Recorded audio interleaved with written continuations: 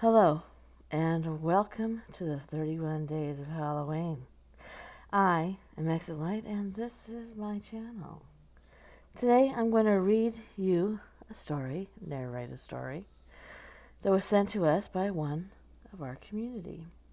His name is Mark Pavlicek, and if you would please take a moment to leave a message below and thank him for donating to our 31 Days of Halloween. Before we get started, if you would like to give this video a thumbs up, I would appreciate that. If you are not subscribed and you would like to be, please go ahead and do so. And if you'd like to be notified when my content goes live, go ahead and click that bell. Now, Mark, let's get into your story. In October of 2015, I was feeling more alone than ever. I had decided to take some time to myself camping out in the Marshall Basin area of eastern Oregon. I was going through a divorce, with the ink barely dry on the paper of my legal agreements. What a better way to clear the air, I thought, than to spend a little time with the open air. And so I had set out, joining Mother Nature on a week-long trip, nestled into a canyon along a sturdy, rushing creek carved along the juniper scrub, with not a soul in sight. My trip, up until this point, had been fine. I had spent much of the time reflecting on my life and my present situation thoughtfully, and I thought I was beginning to make progress and peace inside of me. But I had one trouble, that gripping fear that I was, in fact, now alone. And this was a terrifying feeling. Maybe a sense of solitude wasn't what I needed, in fact, but it had brought me steps closer to organizing my thoughts and collecting my self-awareness. I woke up on my last night with a stir. I was drowsy, but I wanted to get a move on that would be my final day in the wilderness. It was early fall, and the night grew ever colder. I rustled from my sleeping bag and unzipped my tent, greeted by the warm embers still smoldering from the night before. I gently tossed a couple of dry branches on for good measure of warmth.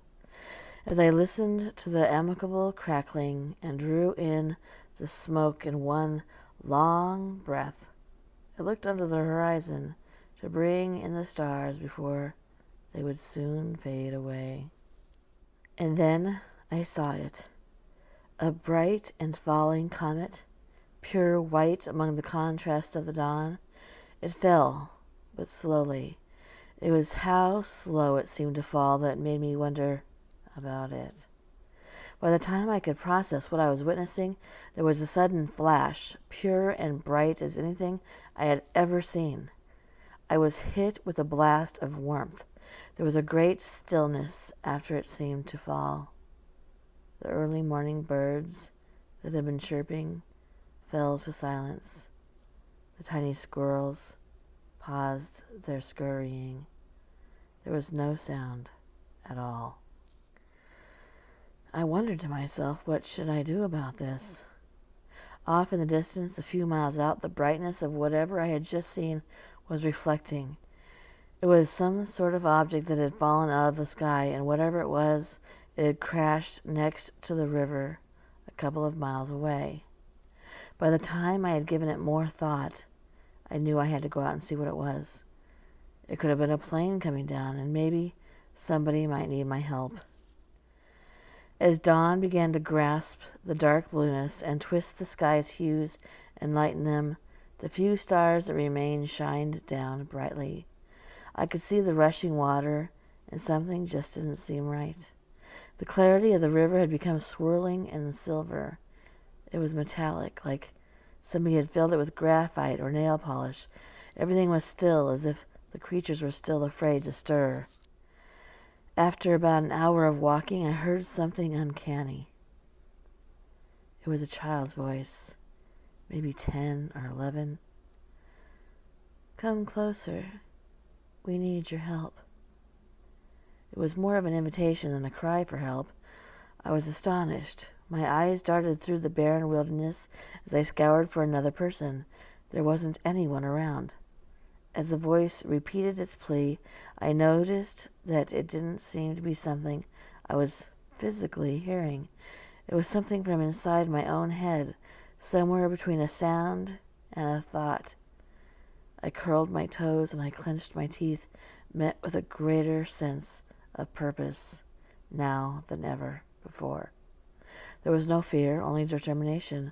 My steps walked with increased urgency, and I trekked out further into the wilderness. At this point, I encountered a set of bones. They were beginning to get sun-bleached and covered in sand. The flesh of the creature had looked devoured, with meaty patches. Small tufts of hair clung on in a few places, most likely someone's cow that had gotten loose from the herd. But whatever had eaten here, it had been something of much greater size. My eyes caught on to the brilliant white of the jawbone, with each jagged tooth still stuck neatly in place. It was like I was looking down on a fossil with thousands of years of stories to tell. I was compelled with the intuition of a scream, loud out there and still the only sound.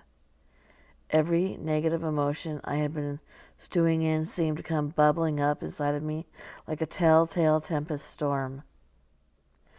"Help us, we need you," repeated that same childlike voice. There was more emphasis this time, even urgency. I continued on. Even as the breath of the morning made my lungs feel hot, I could see that shape on the horizon, a pearlescent glimmer as it shined into the rising sun. It looked like the roof of the Sydney Opera Museum, with cast, stacked tiers shaped like shells. Every step I took seemed to grow heavier. As I got closer, my heartbeat became more and more labored, and I began to feel weak, even numb. It was like a swirling echo as these voices would speak over and over with such desperation. All I could do was to put one foot in front of the other as they became a calliope inside of my mind.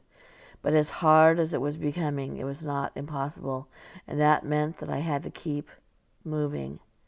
Whatever it was, I could not deny it.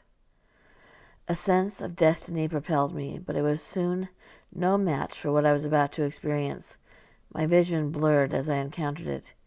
It wasn't a plane at all, but some kind of futuristic craft. I didn't know what kind of metal it was made of, but whatever it was pearlescent and not from this earth. Suddenly I was aghast in horror. The carcass I had seen not long ago was only one in a herd.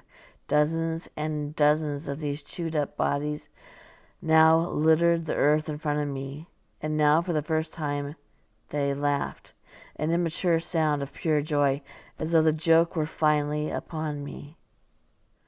A door, a panel of sorts, was down, and green light emanated from inside the craft. There was shimmering smoke, too, like sawdust. I could hear invisible figures all around me. It was as if they were darting all around under a cloak of invisibility, rushing around with the small bursts of great wind. I could see their figures as you would see a gaslight shimmy. Unable to scream, I knew that suddenly I grew so tired that I could no longer bear my own weight, and I must have collapsed. I don't know how much time had passed exactly, but when I woke up, it was somewhere between dusk and dawn again. I stood up in a hurry. It felt like I had slept a week. I flickered on a lantern I had brought with me, but as I stood up I noticed something funny. My shoes were on backwards, and my belt was missing a few loops. I was missing a button on my shirt, too. It was almost like I had been undressed and then dressed again in a hurry. I don't know what happened to me out there that day, but whatever it was, it had taken away any sense of isolation, that's for sure. I left that place with a feeling like I had created more problems than I had solved any. But as far as feeling alone, well, I just don't feel that way anymore. Thank you, Mark. If you are not subscribed and you would like to be, please go ahead and subscribe. If you would please go ahead and give this video a thumbs up. I know that I and Mark and the community would appreciate it. And if you would like to know when my content goes live, please go ahead and click that bell and come on back for the 31 days of Halloween.